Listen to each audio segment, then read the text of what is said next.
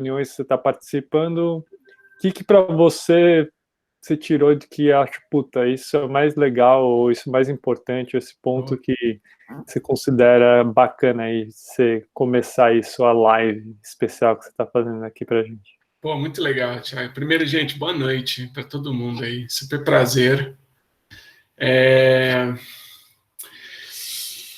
Cara, essa pergunta é bem foda de responder, viu? Porque eu falei que era só sobre liderança na crise, foi a temática número 1, assim, que apareceu. Mas eu acho que tem uma coisa muito presente para mim, que é esse convite para diligência pessoal, assim, de estar estimulando os líderes em cenário de guerra se prepararem melhor. Uhum. E acho que esta diligência pessoal, cara, é um cuidado que acontece todo dia, a hora que a gente acorda, né?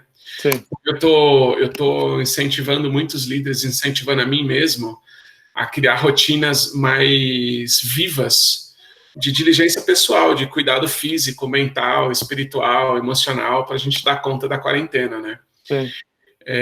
E a liderança toda, nas conversas que eu tenho tido, então um monte de gente que tem sido convidado, está sendo muito demandado, né? Emocionalmente, com esse período, enfim, de interação. Então o que está ficando para mim das conversas todas que eu estou fazendo é essa necessidade da gente gerar uma agenda de aprendizado que não é só cognitiva, né? Sim. Não é só sobre absorver conteúdos, mas é uma agenda de aprendizado sobre o próprio corpo. Sim. Aprendizado emocional, aprendizado espiritual, de conexão com as crenças, propósito, etc. Então isso tem bem marcante assim para mim, muito mesmo, muito mesmo. Não, isso é muito legal, que até bate, eu estava até antes de você entrar aqui conversando com o Vinícius, né, que a gente traz, eles estão por vários dias aí, mais de 20 dias, falando de temas específicos, a felicidade, meditação, exercício, que vai muito nessa agenda, né, de como que outras coisas a gente consegue introduzir no nosso dia a dia, né, para nos fortalecer. E aí eu perguntei para ele, o que é mais marcante, né, e a gente teve uma live agora com o Luiz Buono, não sei se você conhece ele, mas ele veio aqui na terça e falou muito desse lado espiritual, esse lado de meditação interna, e é isso que para ele ficou mais marcante, que ele falou, cara, essa prática de meditação, controlar as emoções e com esse entendimento maior de si mesmo, que para ele foi mais impactante. Então, acho que é o momento que eu acho que também estamos vivendo, né? Que a gente está vivendo muitas mudanças, muitas emoções, muitos descontroles, e se a gente não nos fortalece primeiro, o resto é consequência, né? Exatamente, exatamente. Cara, tem uma metáfora para mim que é muito viva nesse momento, que o único lugar seguro no meio do furacão é o centro. Sim. Geologicamente é assim, né? E me parece que no meio desse monte de coisa que acontece fora da gente, o lugar mais seguro é a gente cuidar do que está dentro, né? Sim. O que passa dentro da pele se torna ainda mais importante nesse momento. Eu super concordo, assim, eu acho que isso que, por isso que para mim é um negócio louco, né, que a gente está vivendo um mundo de tantos avanços da tecnologia, né, e nos deixando meio que dando tanto poder para a gente, né, e quando você vê índice de felicidade ou vê essas coisas que a gente vive num mundo que com tanta depressão, tanta ansiedade, falando que isso vai ser as novas doenças do século, né? É uma coisa muito louca que a gente tendo esse mundo de coisas e um mundo de oportunidades que isso pode trazer, mas ao mesmo tempo isso está nos trazendo também vários pontos negativos, né? Que a gente vive hoje em dia. Né? Exatamente, exatamente, Ti. Acho que é um desafio mesmo que a gente tem aí para frente de trazer esta sanidade. E aí é uma agenda que começa todo dia dentro da gente, né? Sim. E me fala uma coisa, você se voltasse hoje, se eu tivesse 20 anos de idade, se estivesse agora com 20 anos de idade, tendo que entrar no mercado de trabalho, tendo que se preparar, tendo que enfrentar todas essas incertezas e desafios que a gente está vivendo hoje, que hoje você, com o conhecimento que você tem, você faria, ou que você focaria aí para você se preparar da melhor forma aí para acessar o mercado? Cara, essa pergunta é boa, hein? Porque, 20 anos estava no puta pau da vida, esse esquema de ter que pagar faculdade, ter que trabalhar o dia todo, pagar faculdade à noite e ter que achar alternativas nesse meio de caminho, né? Mas eu acho que eu teria coisas bem práticas assim para dizer, cara, que eu sinto. A primeira eu estou pensando como é que contextualizo isso, mas antes de escolher o que fazer, eu escolheria, cara, qual é o buraco do mundo que eu vou enfiar a cabeça. E eu vou contar por quê. As organizações falam muito sobre busca de propósito e etc. E eu acho isso foda pra caramba quando você tá buscando trampo e tá no pau da vida, né?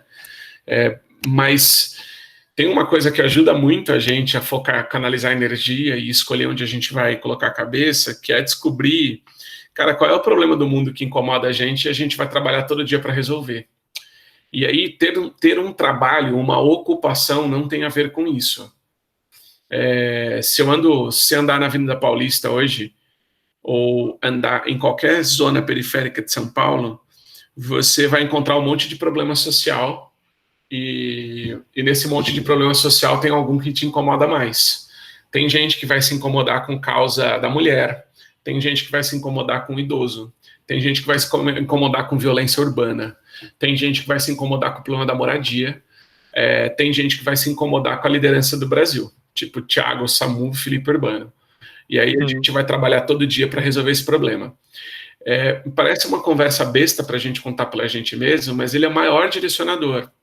Porque a hora que você descobre qual é a parte do mundo que você quer enfiar a cabeça, a sua formação está a serviço disso. As coisas que você vai estudar está a serviço disso. O quanto você vai se dedicar todo dia para cuidar das suas emoções está a serviço disso. Cara, a pessoa que você vai casar está a serviço disso. O curso que você vai se matricular está a serviço disso. O trabalho que você vai cair, de alguma forma, vai te ajudar a viabilizar isso no futuro. Então, eu descolaria o que é ocupação, arrumar um trabalho, do que é essa agenda maior que eu tenho comigo mesmo, do problema do mundo que eu vou atacar todo dia, a hora que eu acordar de manhã. Então, eu investiria menos tempo pensando, cara, eu preciso de um trabalho e isso consome a gente. Putz, eu preciso de um trabalho, eu tenho que trabalhar, etc. E investiria mais tempo pensando, cara, qual é a causa do mundo que eu quero resolver e quais são as formas para resolver isso em um trabalho que está a serviço disso. Por quê? A hora que você chegar numa entrevista de recrutamento e tiver isso claro para você, você vai saber como é que o propósito da empresa se conecta com o seu. Como que aquela empresa te ajuda a viabilizar uma agenda pessoal sua e você não entra numa entrevista dizendo assim para a empresa, pelo amor de Deus, eu preciso de um trabalho. Você entra numa entrevista olhando e falando, como é que essa organização vai dar a mão para mim na agenda que eu tenho e a gente vai se servir mutuamente. A empresa está me servindo e eu estou servindo a ela na direção de uma coisa em comum. Então, acho que a primeira coisa que eu iria para cima era isso.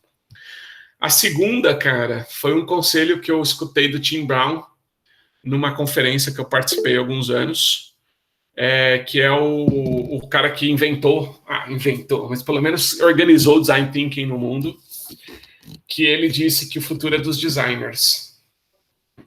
Eu achava isso puta baboseira quando eu escutei, não conseguia tangibilizar.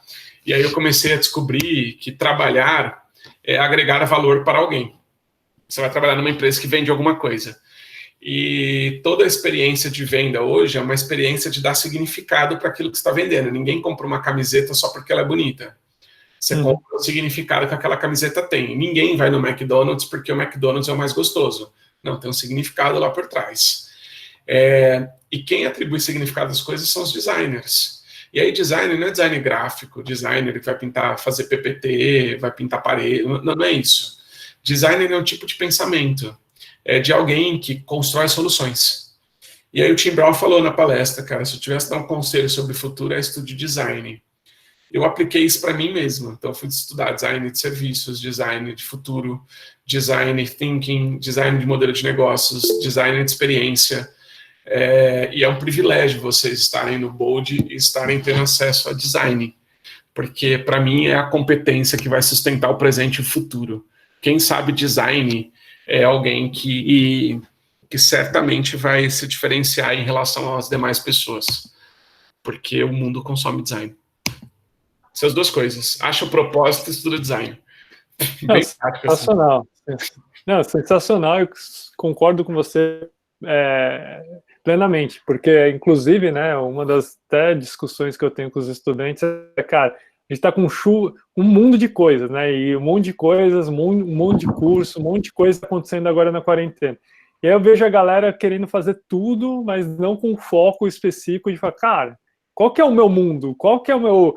realmente aquilo que eu quero seguir e falar, cara, eu vou ser muito bom nisso porque é algo que, puta, é minha paixão, é o que me dá energia e que eu não vou olhar aquilo como trabalho, é essa visão mesmo de olhar, pô, aquilo tá eu junto com aquela empresa somos mais fortes, eu agrego e ofereço isso para a empresa me oferece isso e nós dois vamos ajudar o mundo a ser um mundo melhor, né, um mundo maior, com mais impacto. Então, e é diferente, assim, eu lembro de, cara, eu fiz inúmeras entrevistas de trabalho, e eu peguei um estagiário um dia que fez entrevista, que eu saí do menino e falei, cara, o cara fez entrevista melhor que eu, cara, porque o cara tinha essa visão de impacto, porque ele estava ali, qual era o propósito, que eu falei, cara, esse cara foi o meu melhor...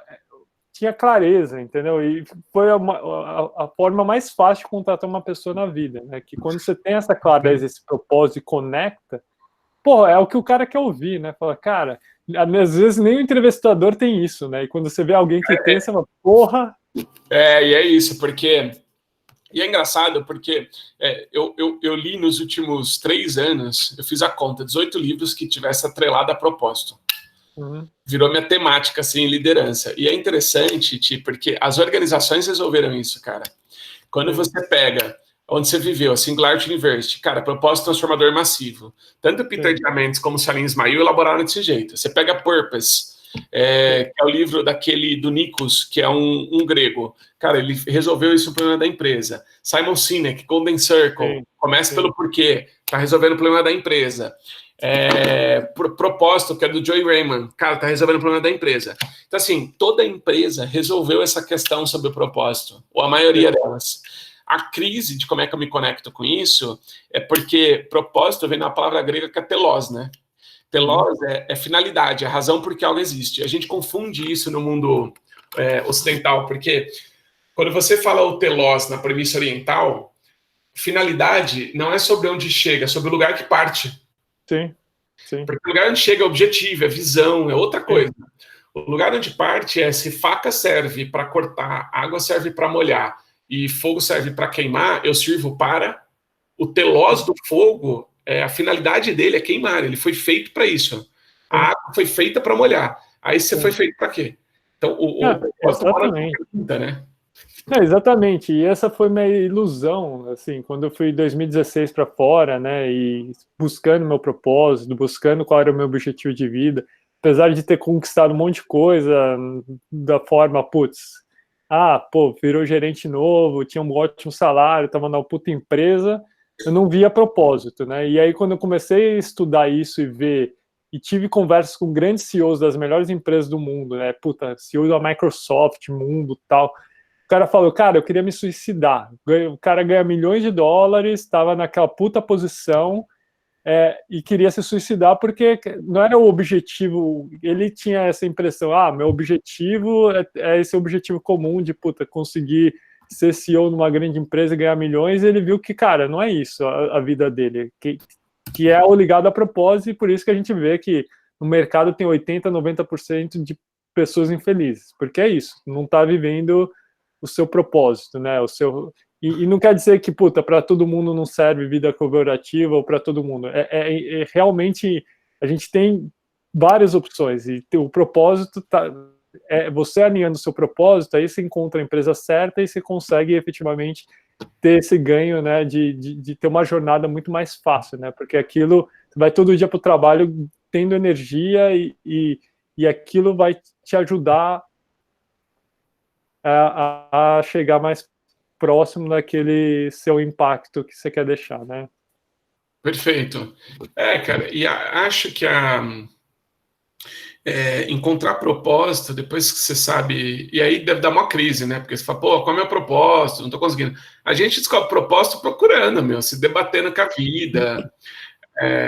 Tem um espaço de conversa com a gente mesmo, que é uma agenda que acontece todos os dias.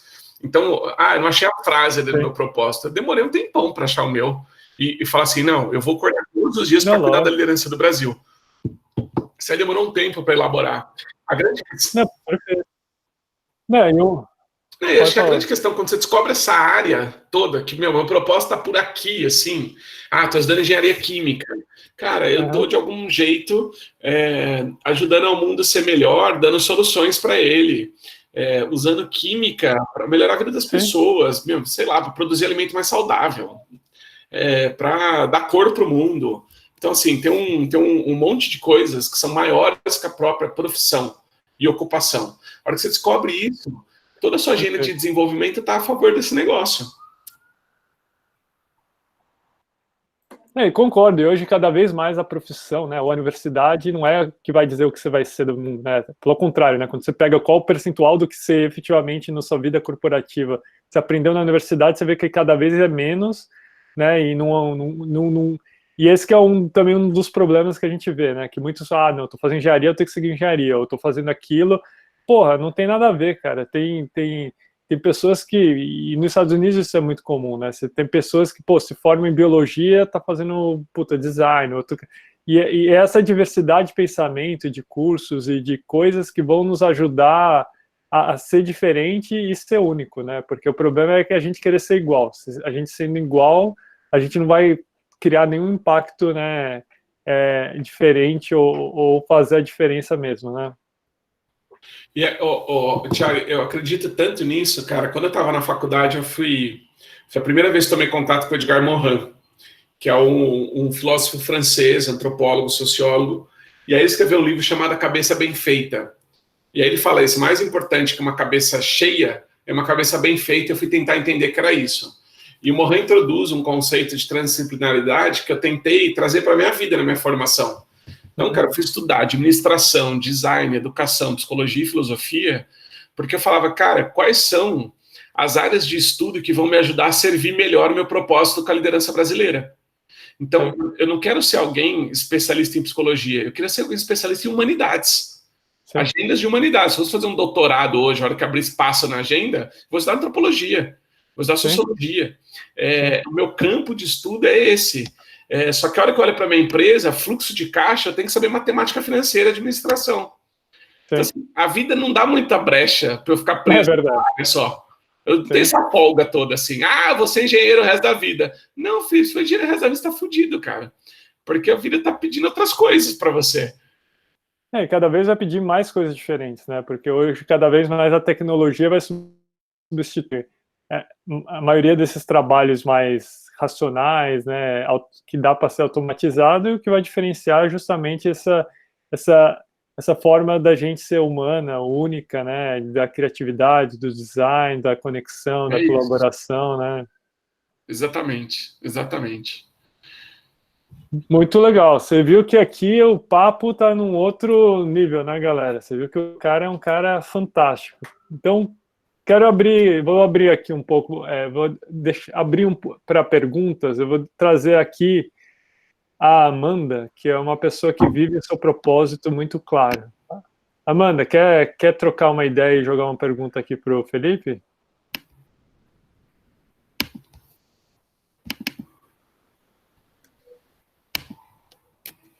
Acho que ela não está... Uma coisa que a gente vai fazer com os estudantes, que eles vão receber, que até a Lari tá montando, é uma ferramenta, não sei se você conhece, chama Ikigai. Você conhece? Super. É a concepção japonesa de propósito, né? Quando você junta vocação, profissão, enfim.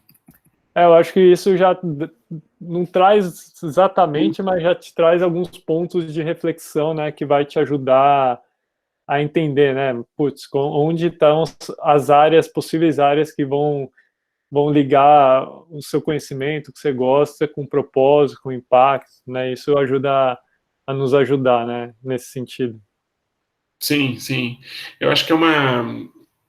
Eu acho, de novo, achar propósito é um privilégio, assim, para quem encontra.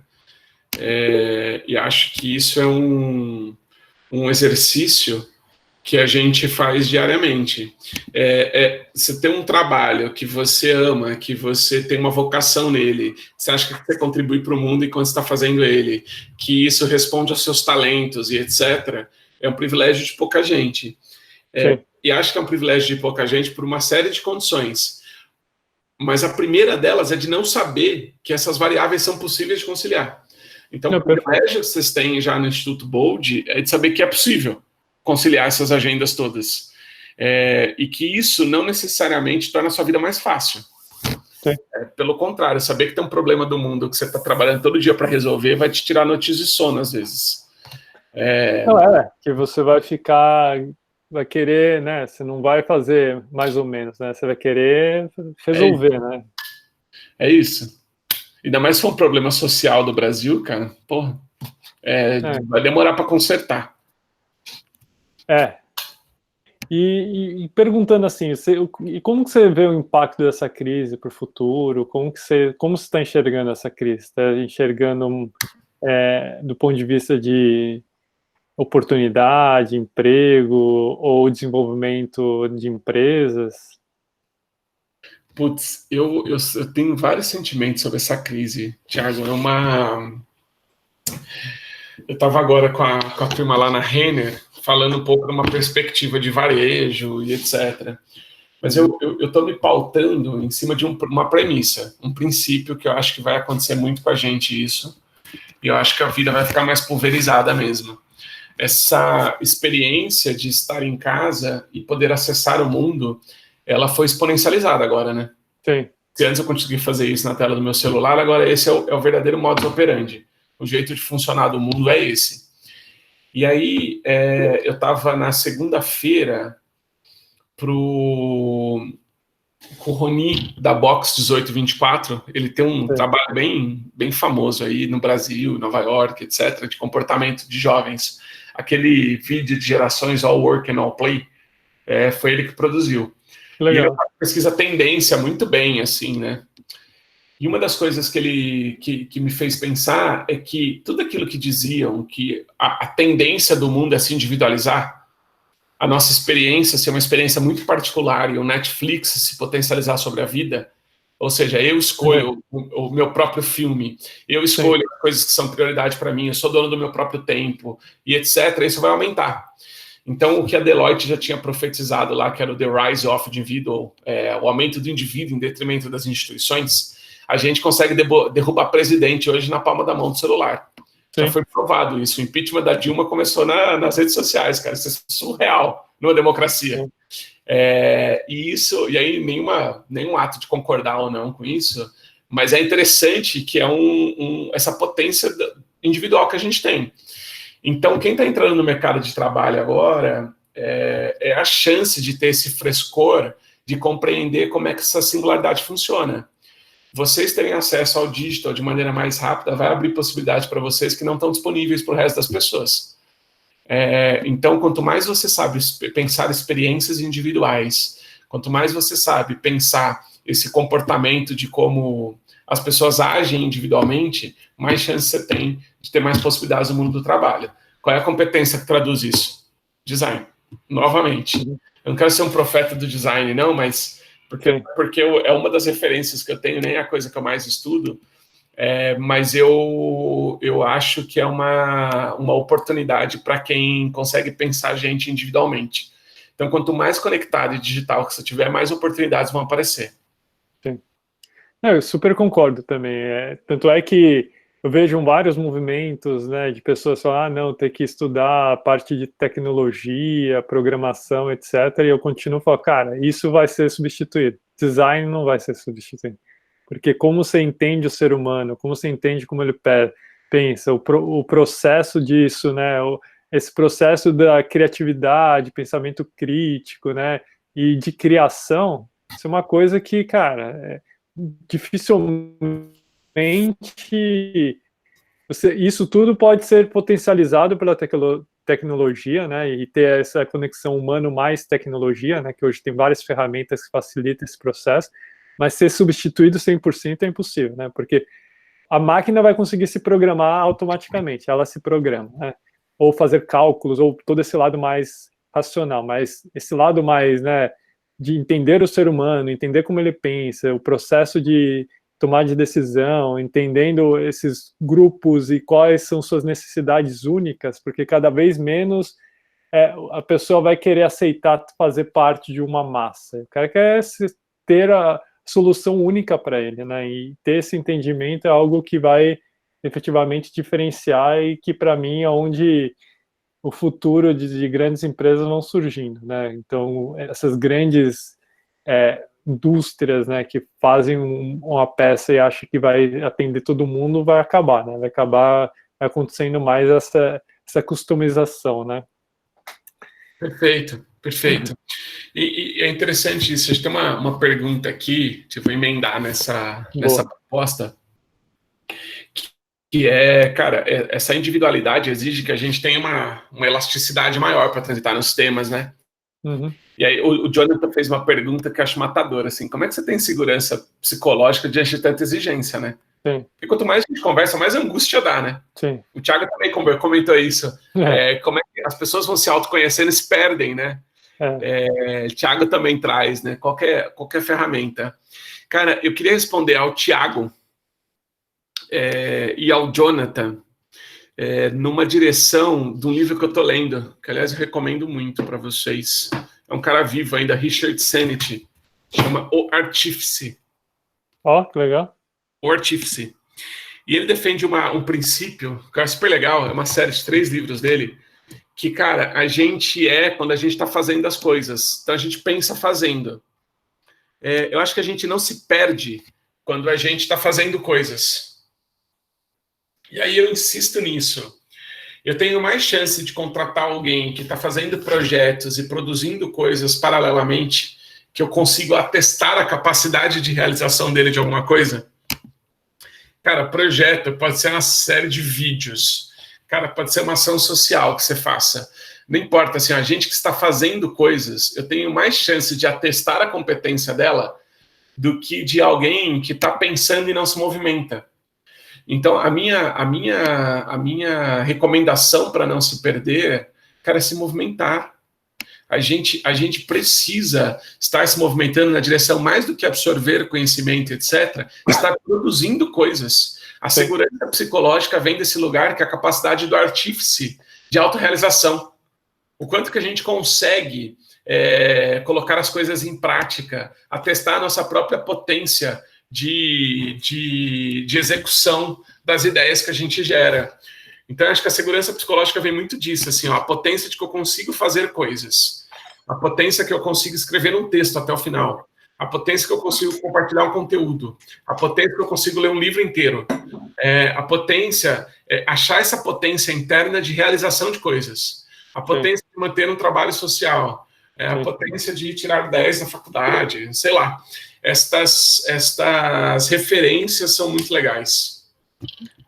Super concordo, e eu acho que eu vou além, né? Porque eu acho que uma vez que você consegue experimentar e fazer coisas, você consegue descobrir seu propósito, né? Porque você fala, porra, isso aqui é muito legal, isso me dá energia, putz. E aí você vai conseguindo ir mapeando, e aí sim você vai conseguir canalizar toda essa experiência, seu propósito em coisas que estão em comuns, né? E aí sim, na hora de você buscar emprego, você vai falar, cara, aqui é o portfólio das coisas que eu já tenho e competências que eu tenho. Então, cara, o cara vai falar, puta, cara, perfeito, o cara já sabe fazer o que eu preciso. Então, não tem que ensinar. É o que os gestores mais buscam, que era um pouco dessa pergunta, que você trabalha com muitos RHs, muitos trainees, etc., e o que você escuta mais que são as necessidades que os gestores estão olhando ou que estão buscando aí em pessoas aí? Cara, eu sinto que tem uma competência universal, que não é nem hard, nem soft skill, é uma core skill, que é a potência de resolver problema, meu. Uhum. O quanto de problema você consegue resolver? Porque, no fim, essa potência de lidar com resolução de problemas é ela que vai determinar o quanto você consegue sair rápido dos desafios que vão aparecer no caminho. Sim.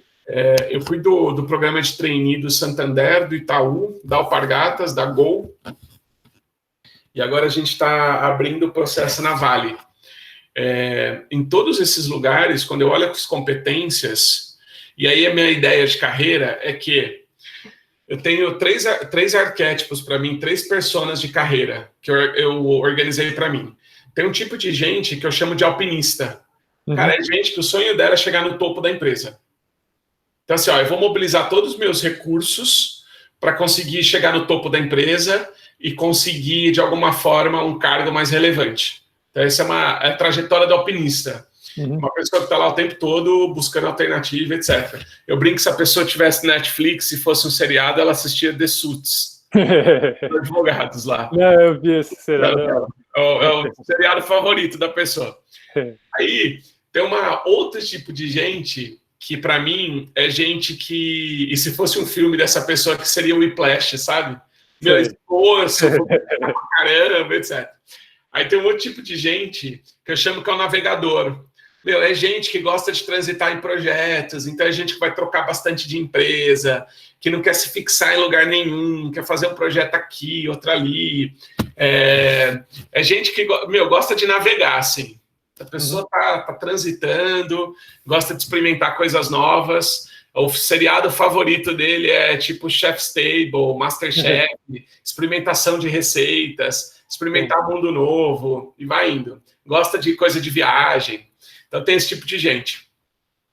E surgiu um terceiro tipo de gente para mim, que para mim são gente que está transformando o mundo corporativo e etc., que eu acho que é uma competência dos trainees, é gente que é fundadora. É a figura do fundador. Gente que, se o alpinista tem a bandeira e o objetivo dela é colocar no topo da montanha, se o navegador tem uma bandeira do barco que leva ela para os vários lugares, o fundador, ele coloca a bandeira em lugares que não existem. Então é essa potência de criar coisas em lugares que não existem. É a potência de gente que consegue abrir caminho e fundar projetos e inaugurar ideias em lugares em que ninguém está pensando. Então, mais importante que o cargo e o projeto é o que eu estou oferecendo. Então, essa potência do fundador, para mim, é o grande diretriz de carreira. Porque a carreira não é cargo mais, a carreira não é mais o projeto que você está entregando. Cara, quais são as coisas que você está inaugurando que vai modificar as realidades que existem. Sim. Então, esses trainees, para mim, são gente que transforma, meu. Tenho visto coisas tão legais nas empresas. Trainee que tem mudado significativamente indicador, assim. Não, eu também vejo, né, que cada vez mais, e eu gosto muito, né, até teve uma relação bacana, né, que a gente ficava ouvindo desse mundo VUCA, VUCA, VUCA, e agora está no mundo MUVUCA, né, que o M é de mini e o U é de universal, né. Então, eu achei bem legal, né, porque é isso que tem as pessoas que querem, né, ser protagonistas, mostrar seu impacto, mostrar seus projetos, e eu acho muito legal que as empresas estão incentivando cada vez mais isso, né, que está vendo o impacto das startups, das novas ideias, né, e de quanto que essas pessoas novas com energia estão fazendo a diferença, né, nessa criação e nessa inovação que as empresas precisam. E o Marcos fez uma pergunta aqui que eu achei legal, que ele fala muito desse lado de motivação, etc., que você falou, putz, você fez uma palestra lá na Universidade de Cielo falando sobre isso. Que dica você dá aí para o pessoal nesses momentos difíceis aí para a questão de motivação? Cara, eu acho que acho que de 2016 para cá eu somei algumas coisas, assim, nas teorias de motivação que eu acredito. Esta referência do Daniel Pink é que a gente não se motiva porque a gente tem uma recompensa, mas só isso. Cara, então vem trabalhar para mim que eu te dou dinheiro, que é essa relação entre chicote e cenoura, sabe? Fica nessas duas coisas. E Daniel Pink inaugura que a gente se motiva por 3 outras coisas. ou porque esta coisa eu estou contribuindo para o mundo, então está com o meu propósito, ou porque eu faço muito bem alguma coisa, isso tem a ver com excelência, e a terceira coisa é quando eu tenho autonomia, então eu me motivo dependendo da quantidade de espaço que eu tenho. A gente vai se mobilizando por isso.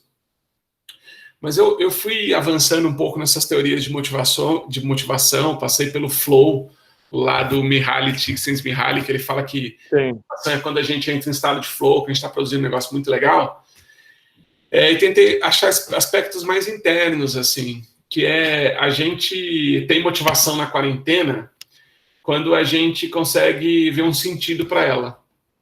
Então a gente precisa explicar o porquê que isso está acontecendo com a gente. Se a gente consegue contar uma boa história, a gente tende a ficar motivado com isso.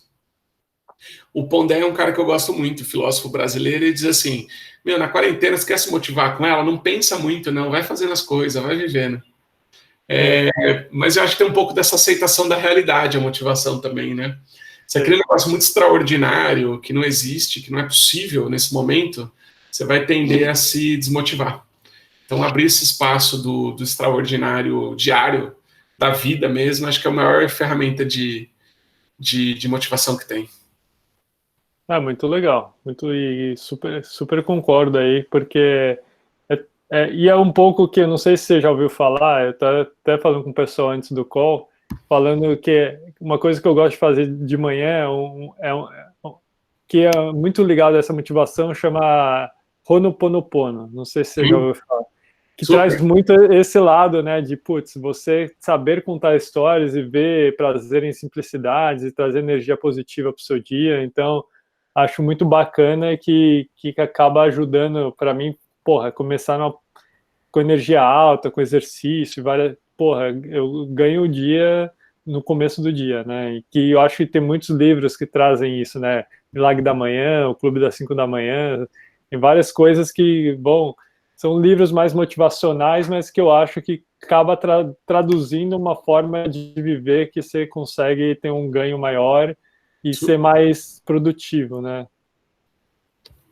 Acho que sim, acho que são boas, são referências que vão ajudando a gente a ir se construindo, né? Enquanto vai vivendo essas experiências todas que a gente vai passando, principalmente na quarentena.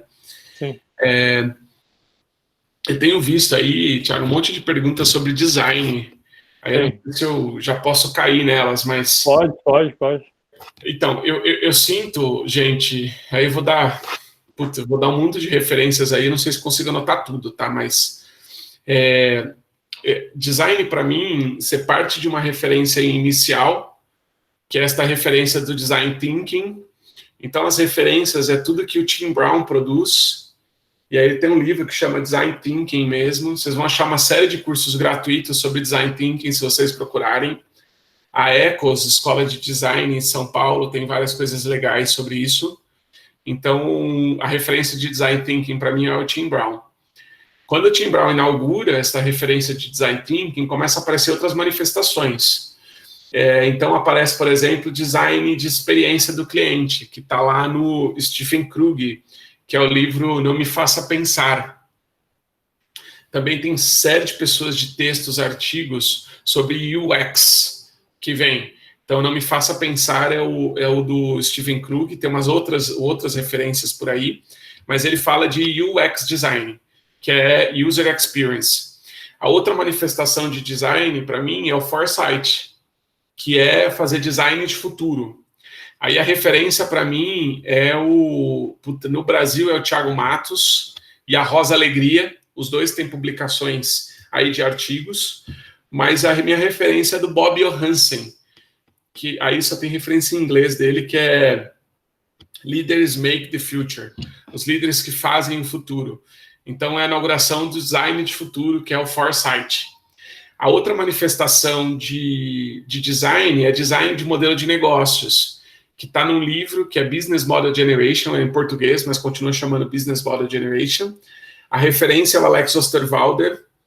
E no Brasil tem um outro livro que é Business Model U, que ajuda você a construir sua própria jornada de negócio, sua própria jornada de valor. Vocês têm vários acessos a isso no Bold, que eu sei que é uma referência para o Thiago também. Sim.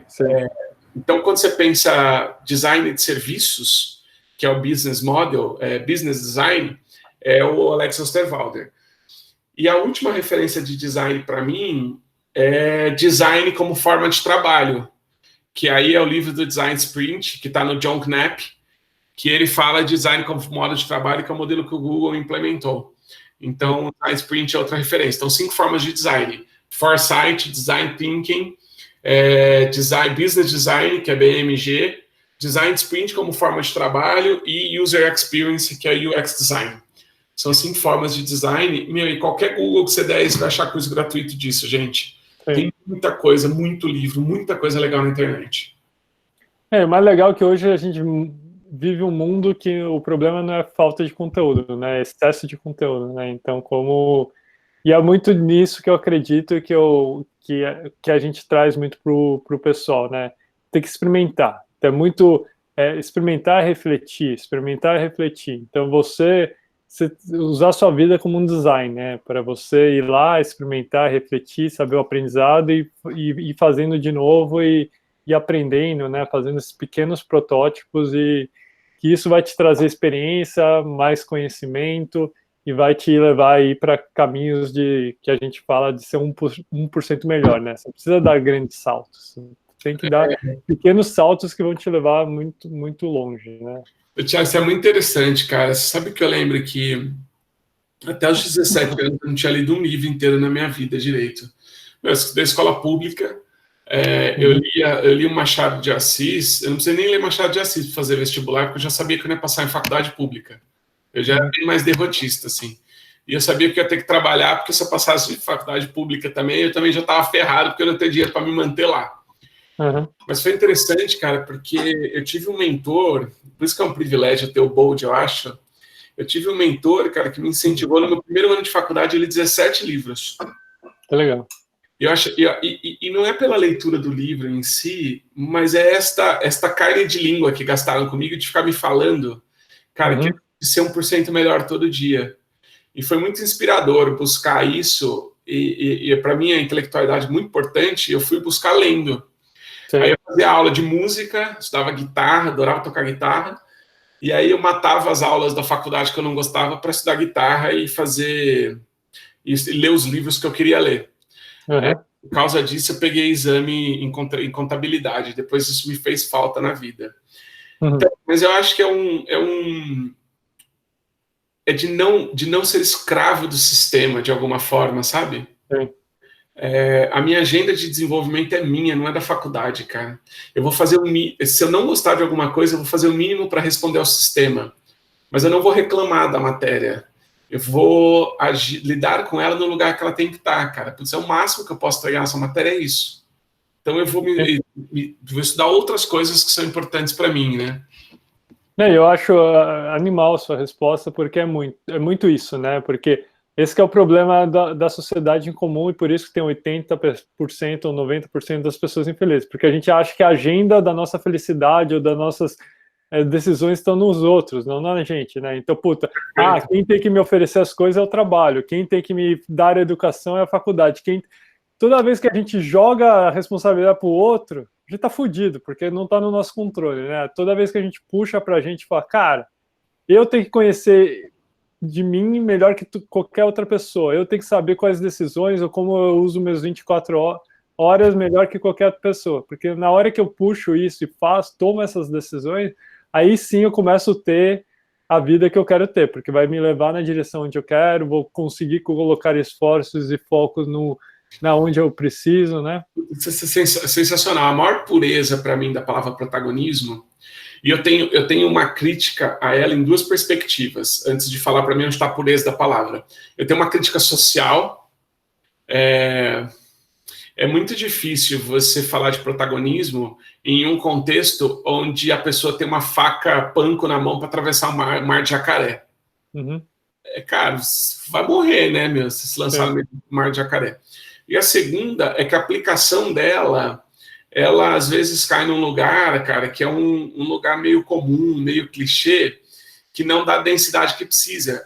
O protagonismo, o maior ato de protagonismo para mim é, independente da circunstância que eu tenho, independente do contexto que eu tenha nascido, independente da realidade que eu tenho, ninguém tem o direito de me subjugar. O que isso significa? O Hegel tem um livro que é a Lógica do Senhor do Engenho, que ele diz assim, que nenhum escravo, até um escravo pode ser alguém livre. Porque quando o escravo percebe que o senhor lá do escravo, que está escravizando ele, está fazendo esse movimento, ele toma consciência que o cara precisa do trabalho dele, o jeito de ele lidar com o senhor do escravo muda, o senhor do engenho. E aí ele muda, e quem determina o impacto que aquilo vai causar nele é o escravo. Sim. Então a mesa muda. Apesar do cara que está escravizando acha que é ele que tem o poder na mão, é o escravo que está ditando as regras, dizendo, tá bom, eu estou te atendendo, mas o impacto que você está causando em mim eu que escolho. O Viktor Frankl, no Em Busca de Sentido, conta a mesma experiência em Auschwitz. É isso que eu ia falar. É maravilhoso, cara. Ele diz assim, ó, ele chega para um oficial da SS, um nazista que está lá escravizando ele, diz assim, cara, você pode fazer o que você quiser comigo. O impacto que vai causar, a escolha é minha. Então eu penso o protagonismo desse lugar. A partir desse lugar, o maior ato protagônico para mim que alguém pode ter é saber o que está fazendo no mundo. Sim. Cara, porque saber o que está fazendo no mundo não importa o que a sua empresa te cobre, não importa o que seus pais digam, não importa o que a sociedade aponte para você, não importa nada, porque o impacto que vai causar depende da resposta que você está dando para o mundo. E eu tenho, toda vez que eu entro na Fundação Casa em São Paulo, eu vejo os meninos que não pegaram o caminho que a gente tem aqui hoje, e muitos deles, por até falta de condição de reflexão social. Cara, é muito fácil você virar um aviãozinho do tráfico com 8 anos de idade, porque você não tem o que comer. É easy o caminho. E aí o cara virou produto daquilo. Mas quando eu tô conversando com os meninos e pega a realidade deles sobre protagonismo, e ele entende que a hora que ele sair de lá, ele pode questionar o movimento e o corre, e dizer assim, cara, eu não sei se eu tenho alternativas para sair daqui, mas escolher pensar uma alternativa é uma escolha minha, né? Acho que eu vou escolher esse negócio aí. E não à toa a reincidência na Fundação Casa é de 2 jovens a cada 10. 8 se recuperam. É altíssimo o indicador. É altíssimo o indicador. É diferente do sistema carcerário normal. Mas é esse questionamento da realidade. Então eu acho que o maior ato protagônico que você pode fazer na vida é descobrir para que você serve. Cara, porque daí não tem nenhuma realidade social que vai determinar quem você é, né? O Edu Lira insiste muito nisso, Thiago, e eu acho que ele é um parceiro seu nisso, e por isso que eu admiro tanto o Instituto Bold, porque você está ressignificando a realidade de todo mundo socialmente a partir do questionamento dela. Cara, a maior função social é fazer as pessoas perguntarem sobre a realidade delas. Sim. E achar o propósito é isso, porque daí você vira o perguntador, né? Não tem ninguém que vai te sujeitar. Não, é sensacional. É assim, é algo que eu acredito muito, né? Porque tem até uma frase muito que para mim é muito marcante do Viktor Frankl, que ele fala: entre o estímulo e a resposta há um espaço. E nesse espaço que está a nossa liberdade de escolha, de como que a gente quer responder, né? E a forma que a gente responde está o nosso crescimento, nossa felicidade. Então, cara, é como que a gente escolhe. Assim, pior caso que esse cara que, porra, viveu todo dia num campo militar com vários alemães que falavam, cara, o cara que vai para a direita morre, o cara para a esquerda tá vivo. E o cara conseguir psicologicamente estar preparado para todo dia, sabe, ou você virou escravo ou você morre, é bizarro, né? E o cara que... E é muito nessa linha, né, de você ter essa escolha de como isso está no seu controle, né? De como você vai, dado as circunstâncias, viver cada dia, né? Então, muito legal. Isso é muito louco, né, Thiago? Porque quando a gente expande isso para a vida... eu estava assistindo, eu tô loucão assistindo The Crown. Eu assisti, é muito bom. Eu tô loucão, cara, loucão, não para de assistir essa série. E aí é interessante, cara, porque eu estava escolhendo a condição lá do príncipe Philip, que é casado com a rainha Elizabeth, que aliás está viva até hoje, o Philip também. Uhum. E essa condição dele de responder o tempo inteiro ao estímulo que é dos pais, né? Essa prisão. E aí uma das cenas que eu vi agora é o fotógrafo casando lá com a princesa, porque a mãe dele quer que ele seja alguém na vida. Uhum. E eu fiquei pensando, cara, os pais, e eu sou pai, cara, de 4 praticamente, né? Porque eu tenho uma que é do primeiro casamento e herdei 3 agora. Quando eu olho isso, cara, pai tem um poder de fuder nossa vida gigantesco, né? Muito, muito. Pai e mãe, cara. Mas um poder fudido. E aí é interessante, cara, que logo depois do tempo, agora eu voltei para terapia, e a terapeuta me provocou dizendo assim: ô Felipe, você já tirou a chave do travesseiro debaixo do travesseiro da sua mãe? E aí ela contou a história do João de Ferro, que é uma história de criança, né? Que ele ficava preso e a chave ficava escondida debaixo do travesseiro da mãe. Esse grito de independência, de liberar a pressão dos nossos pais sobre a gente, também é um ato de liberdade. E fazer isso com revolução e não rebeldia é o ato de pouca gente. Sim. Porque o rebelde é aquele que vai olhar para os pais e vai falar assim, pô, você não sabe porra nenhuma, vai se fuder, meu, você fudeu com a minha vida, etc. O outro lado da revolução é dizer assim, cara, meu pai deu a melhor resposta que ele podia dar, mas eu não vou seguir o que ele está dizendo, não. Então, esta transgressão do que os nossos pais querem para a gente versus o que a gente quer responder, ela é um ato de liberdade em alguma instância. E o Viktor Frankl falava disso. A Bianca está colocando aqui, né? Pai e mãe que fode com a nossa cabeça ou nós que estamos sendo protagonistas, né? Eu não estou dizendo que pai e mãe fode com a gente o tempo todo. Eu estou dizendo que a gente fode nossa cabeça com o que a gente faz com o que o pai e a mãe diz para a gente. Todo pai pega intencionado em dizer, putz, eu quero esse caminho para você e etc. Talvez o principal ato de liberdade comece a gente escolher nosso próprio caminho, né? E é isso, né? E eu não acho que o erro está no pai e a mãe. Mas revolucionar o que ele está trazendo, né?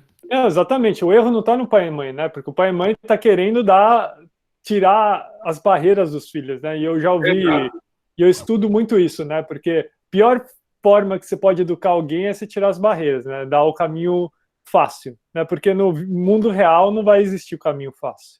Então, a partir do momento que você tira as barreiras, tira as dificuldades e quer pôr um caminho feliz, e aí o cara vai, e por isso que hoje tem um conflito muito grande quando vem um monte de jovem para a empresa que putz, os pais facilitam esse caminho e vê que lá o mundo real não é um mundo só maravilhoso, né?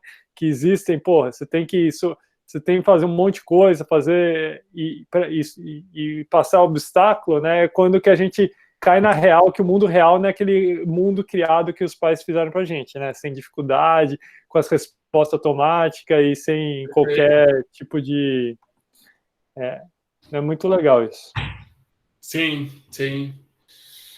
Bom, pessoal, estamos aqui no final do call com o nosso... Você viu que call sensacional que a gente tem. O Felipe é um cara fantástico, um cara iluminado, né? E está sempre aí nos apoiando e ajudando o Instituto. Eu queria que vocês deixassem aí palavras finais aí para o Felipe, como vocês estão sentindo, como que para vocês foi esse impacto desse call e dessas palavras que ele trouxe para a gente, enquanto o Felipe vai trazendo aí as palavras finais deles aí, que dicas ou quais coisas que você acha que seria importante eles ainda pensarem que a gente não falou ainda? Cara, primeiro, obrigado. Sua generosidade sempre nas interações que a gente tem. Eu sou um fãzão de carteirinha seu, sem precisar te conhecer antes. A gente conhece muito de um homem sobre a obra dele, né? Então, quando eu olho para a sua obra, eu falo, meu caramba, puta cara sensacional. E o Thiago, é engraçado que eu vi queria fechar com isso, assim, o Alexandre perguntou como identificar pontos de inflexão na nossa vida, né? Eu vou pegar uma referência olhando para o Thiago, que o dia que eu conheci o mentor do Thiago, que foi o Milton Pasquim, foi um dos caras que mentorou ele aí no caminho na Singularity, eu estava numa mesa com 3 caras que tinha poder para me dar o dinheiro que eu quisesse para um projeto.